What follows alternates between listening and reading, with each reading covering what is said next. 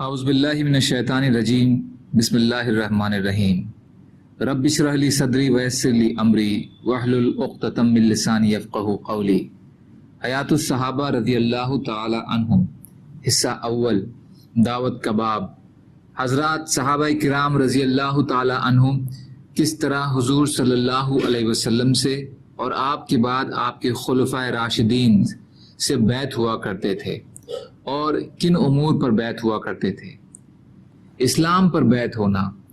حضرت جریر رضی اللہ تعالیٰ عنہ فرماتے ہیں کہ حضور صلی اللہ علیہ وسلم نے ہم سے ان باتوں پر بیعت کر لی جن باتوں پر آپ نے عورتوں سے بیعت لی تھی، اور آپ نے فرمایا کہ تم میں سے جو اس حال میں مرے کہ اس نے ان منع کیے ہوئے کاموں میں سے کوئی کام نہ کیا ہو تو میں اس کے لیے جنت کا ضامن ہوں، اور تم میں سے جو اس حال میں مرے کہ اس نے ان منع کیے ہوئے کاموں میں سے کوئی کام کر لیا اور اس کو اس کی شرعی سزا مل گئی تو یہ سزا اس کے لیے کفارہ ہے، اور جس نے ان منع کیے ہوئے کاموں میں سے کوئی کام کیا اور اس پر پردہ پڑا رہا، کسی کو پتہ نہیں چلا اور اس کی شرعی سزا اسے نہیں ملی تو اس کا حساب کتاب اللہ تعالی کے ذمے ہے، وہ جو چاہیں کریں۔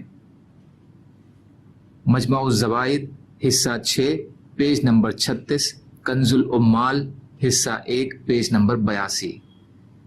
حضرت اسود رضی اللہ تعالی عنہ نے حضور صلی اللہ علیہ وسلم کو فتح مکہ کے دن لوگوں کو بیعت کرتے ہوئے دیکھا۔ کہتے ہیں کہ حضور صلی اللہ علیہ وسلم قرن مسقلہ مقام کے پاس بیٹھ کر لوگوں کو اسلام اور شہادت پر بیعت کر رہے تھے۔ راوی کہتے ہیں کہ میں نے اپنے استاد عبداللہ بن عثمان سے پوچھا کہ شہادت کا کیا مطلب ہے۔ انہوں نے کہا مجھے میرے استاد محمد بن اسود بن خلف نے بتایا تھا کہ حضور صلی اللہ علیہ وسلم ان کو اللہ پر ایمان لانے اور کلمہ شہادت اشہد ان لا الہ الا اللہ و اشہد ان محمدن عبدہ و رسولہ اس پر بیعت کر رہے تھے۔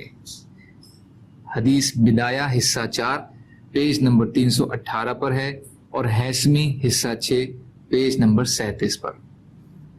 بیہقی کی روایت میں یہ ہے کہ چھوٹے بڑے مرد اور عورت تمام لوگ حضور صلی اللہ علیہ وسلم کے پاس آئے، آپ نے ان کو اسلام اور شہادت پر بیعت کیا۔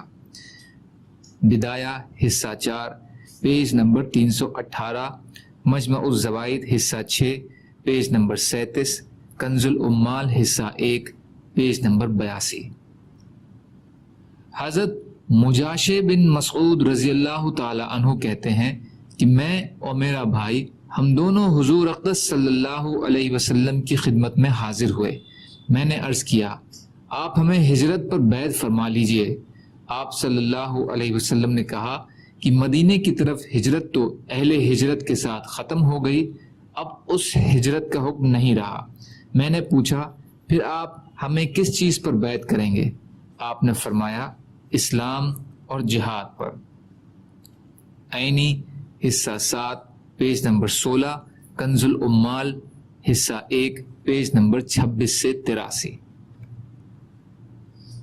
حضرت زیاد بن علاقہ کہتے ہیں کہ جس دن حضرت مغیرہ بن شعبہ رضی اللہ تعالی عنہ کا انتقال ہوا اس دن حضرت جریر بن عبداللہ رضی اللہ تعالی عنہ نے لوگوں میں بیان فرمایا تو میں نے ان کو سنا، وہ یہ کہہ رہے تھے کہ اے لوگوں، میں تمہیں اللہ وحدہ لا شریک لہ سے ڈرنے کی اور وقار اور اطمینان سے رہنے کی تاکید کرتا ہوں۔ میں نے اپنے ان ہاتھوں سے حضور صلی اللہ علیہ وسلم سے اسلام پر بیعت کی ہے۔ آپ نے ہر مسلمان کی خیر خواہی کو میرے لیے ضرور قرار دیا ہے۔ رب کعبہ کی قسم میں تم سب کی خیر خواہ ہوں۔ پھر استغفار پڑھ کر ممبر سے نیچے اتر آئے۔ مسند ابو عوانہ حصہ 1 پیج نمبر 38، بخاری حصہ 1 پیج نمبر 14۔ بیہقی وغیرہ نے روایت کیا ہے کہ حضرت زیاد بن حارث سدائی رضی اللہ تعالی عنہ کہتے ہیں کہ میں حضور صلی اللہ علیہ وسلم کی خدمت میں حاضر ہوا اور اسلام پر آپ سے بیعت ہوا۔ آگے ایک لمبی حدیث ہے جیسے کہ دعوت کے باب میں پہلے گزر چکی ہے۔